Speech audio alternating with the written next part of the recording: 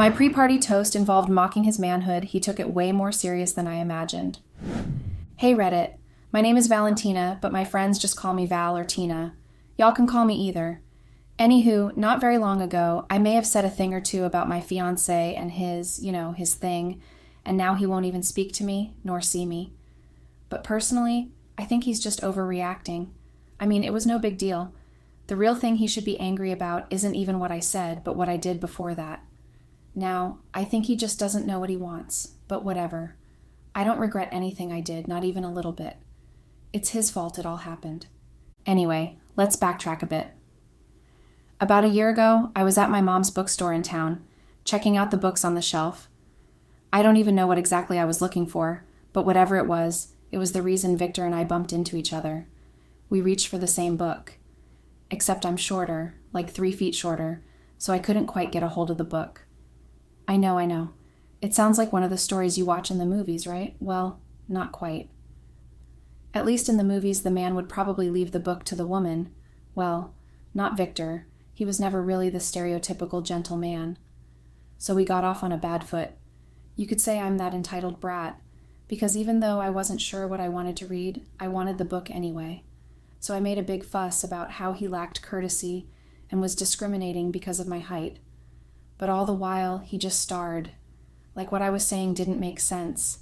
It made me even angrier, and if my mom hadn't intervened when she did, I swear I would have punched him in the face. Anywho, I didn't, and no, he still didn't give me the book. And Mom gave me one hell of a scolding because of him, while he just stood there with that disgusting smirk on his face. When Mom apologized to him, he pretended to be courteous. It was the first time I'd seen him at the store, but ever since that day, he kept coming around every single day. It became so annoying.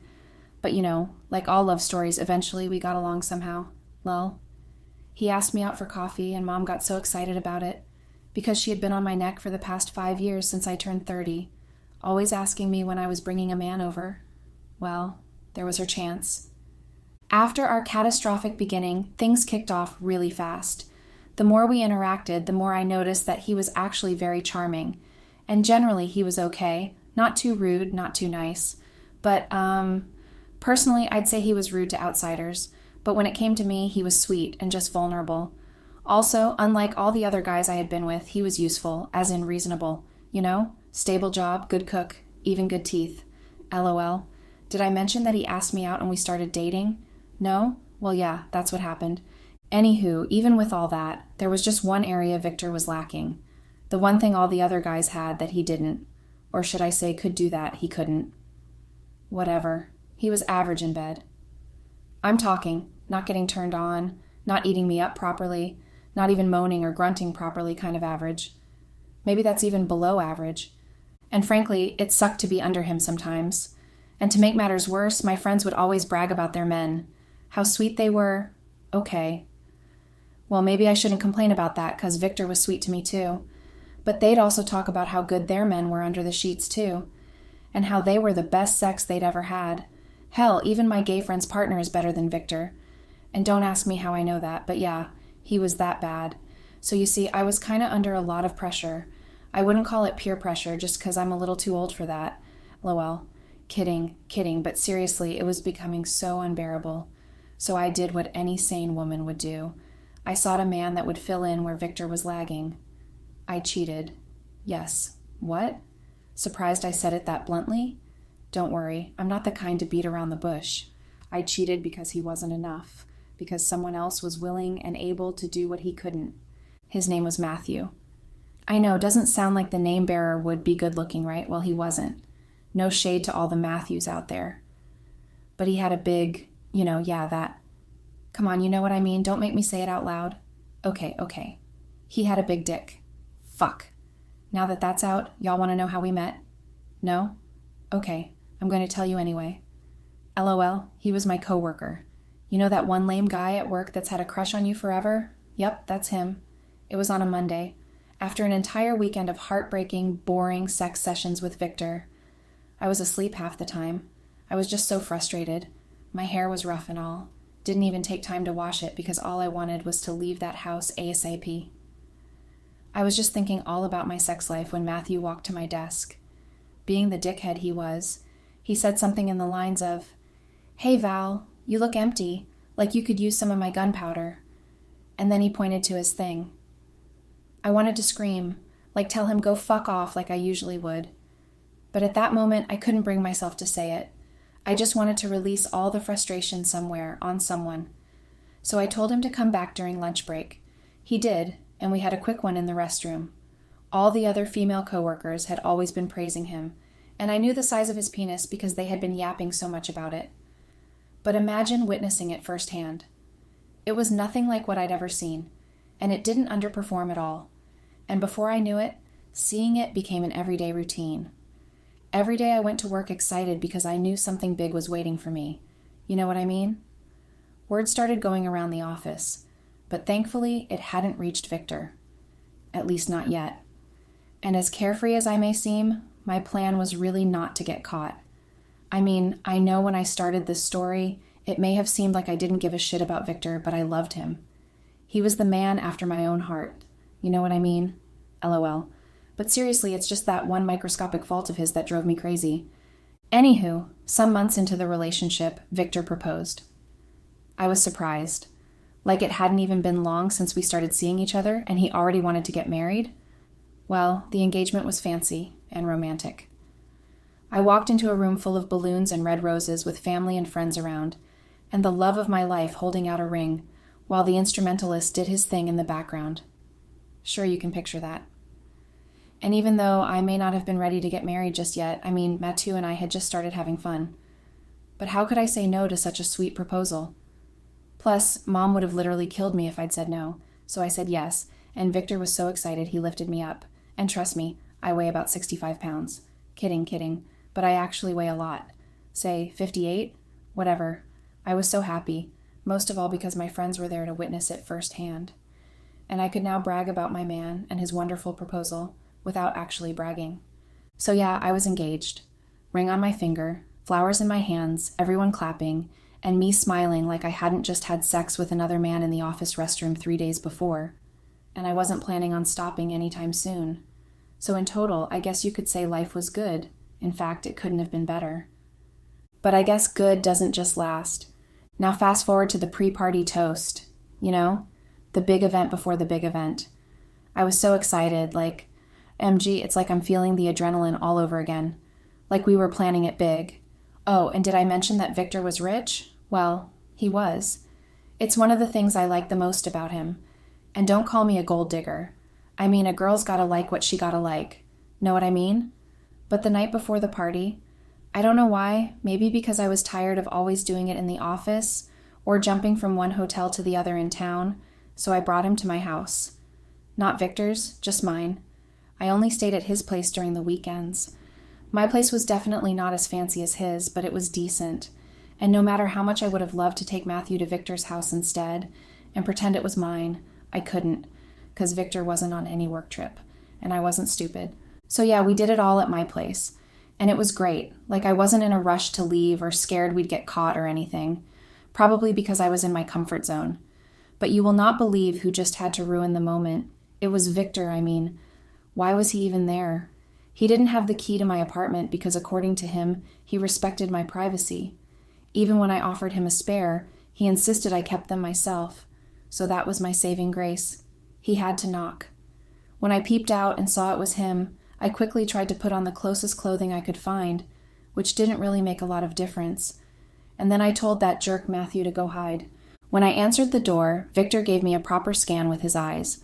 Then he asked why I was looking so sexy like I was expecting him. Because I was putting on some lacy nightwear that revealed my under. I teased and said I was, so I decided to look sexy for him.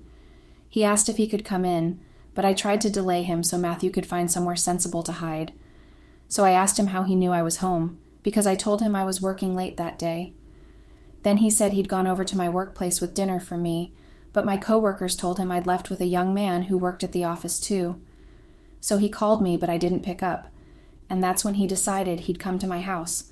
I finally let him in because I assumed Matthew had gotten the hint and actually hid like I'd told him to. But guess what? Victor entered the living room just to see Matthew standing with his cock out, completely naked. I couldn't help but hit my head on the wall multiple times when I turned around. I didn't even know what to say. so I just kept quiet, waiting for Victor to go so I'd give that other fool a piece of my mind. Like, how could a person be so clueless? Victor didn't ask me for an explanation either. He just turned and left the house quietly. I wasn't even bothered because, it was Victor. As for Matthew, I kept hitting him until he wore his clothes and finally left my house. But honestly, at the engagement party, I didn't even plan to say what I said. It just slipped out. I blame the champagne, and maybe a bit of the adrenaline. When your girls are cheering, the music is loud, and everyone's waiting for you to say something funny. You say something funny. You don't pause to think, will this permanently ruin my relationship with the man I'm about to marry? So I picked up the mic, twirled it around like I was Beyoncé about to drop a diss track, and I said, "To Victor, the sweetest man alive. He may not be the biggest in size down there, but hey, it's not always about the sword. Sometimes it's about the warrior, right?" And yeah, that was it. That one line. Boom. The whole place went silent. A few people laughed, mostly my girls who knew what I meant. My mom didn't laugh. Victor definitely didn't. He just stared, like a full-on stone face. His face turned pale like I had announced his funeral, not our wedding. When I noticed the awkwardness in the room, I tried to backtrack that quote S when I said something in the lines of, "I'm just joking, y'all. My man gets the job done, eventually." Nope, that wasn't better. Definitely worse. I didn't realize when Victor just took the mic and the stage and told everyone right there that the engagement was off.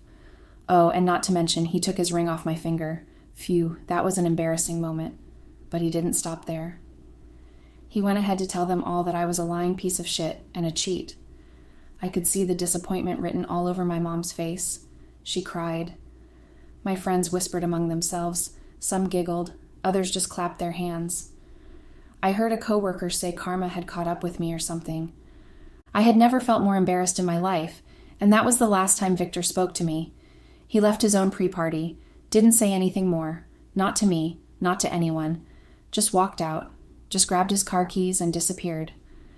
The place started getting empty after that. First his family members, then mine, and then my friends followed after supposedly sympathizing with me, telling me that it probably wasn't my time and that the right guy would come, but deep down I knew they were just mocking me. Anyway, Victor and I haven't spoken since. Now everyone's acting like I'm the villain, like I committed a war crime or something. His sister called me disrespectful and cut off all contact, and his mom blocked me as well. Even my mom's gone all silent treatment on me. She keeps mumbling prayers under her breath like I'm possessed by demons or something. And my extended family members have gone back to their old ways of gossiping and always asking when I was bringing a man again. But honestly, I don't regret it. Not the toast.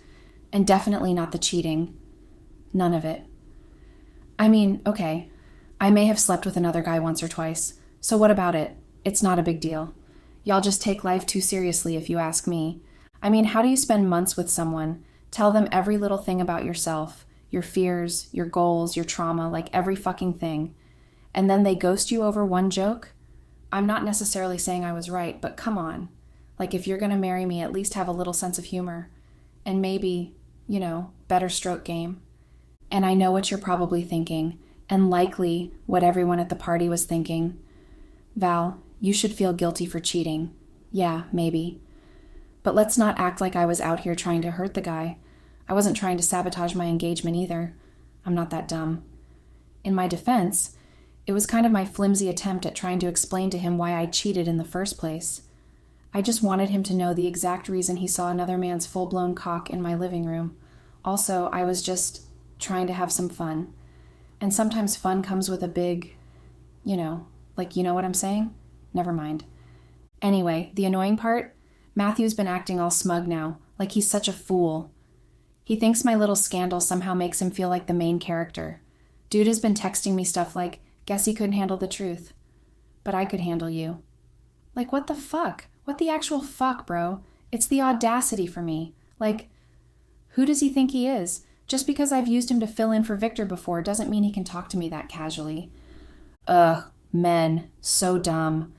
Everyone knows about my scandal, even my church members. And they all give me this disgusting look and whisper in each other's ears. My workplace isn't any better. Even the new workers know about the whole saga. It's so annoying I feel like shooting myself. But that moron, Matthew, sees this as an opportunity he can capitalize on. The other day, he even brought me a box of cupcakes with one missing and a note inside that said, "Guess who already got a taste?" I couldn't decide if that was cute or just gross. Oh, but let's get real for a second. As much as I pretend I don't care, I kind of do. I miss Victor. Not in the I want to run into your arms kind of way, but like, damn, I actually thought we were going somewhere. And not just to the altar, like somewhere real. He was, the real deal, my cute little emotionally stunted rock. But now he's gone. Like, oh my God, why am I so unlucky when it comes to men? They're either not good enough or leave me in the end. And Victor was both. No hard feelings, bro. But yeah, I messed that up. Big time, I know that now. But come on, guys, reason with me here. What do you do when the person you love just doesn't check all the boxes? Like, I don't get it. Was I supposed to just stay and fake orgasms forever? Or should I just have hoped he'd eventually learn how to make me feel the way I deserve to feel? Or do you find someone who already knows how and risk it all? I chose the last one. I rolled the dice. And now I'm here, single, blocked, and being avoided like I'm a walking STD. Hey, that was a joke, all right? I don't have STDs. But I should probably get checked, though. For the few days I slept with Matthew, he was my only sexual contact, and I don't know, it's Matthew, so I should probably get checked. But hey, at least the cupcakes were good. Even though I got caught in the end, OMCE again, I ask, what about it? People do shit and get away with it all the time. Also, people get caught sometimes too. It's all just risk-taking. I took mine, and I fucking enjoyed it. Life is too short to keep overthinking your choices. So guys, that's basically just it. Victor won't speak to me, neither will my mom. But who cares, right? They can both go to hell for all I care. Anyway, it was nice telling you guys everything. Felt like I was reliving it all. I don't think I'm going to ask any of you for advice because my situation is already a lost cause. And I don't think it can get any worse. So guys, see ya. If there's any update, I'll fill y'all in. But for now, bye. Update. You guys! You will not believe what I'm about to tell you. The worst has happened. I have STDs. Like, I'm totally freaking out. Like how? I mean, I've only gone skin to skin once or twice with Matthew. I feel like shooting that guy to death. Like, why does he have to ruin everything for me every single time? Anywho, I've started treatment. I don't know if it's even curable, I just want it gone. And trust me, Matthew is paying for the treatment. Like, I make sure he goes there with me every day. See what he's caused. And I don't care if he has it too or needs treatment. I just want to be well again.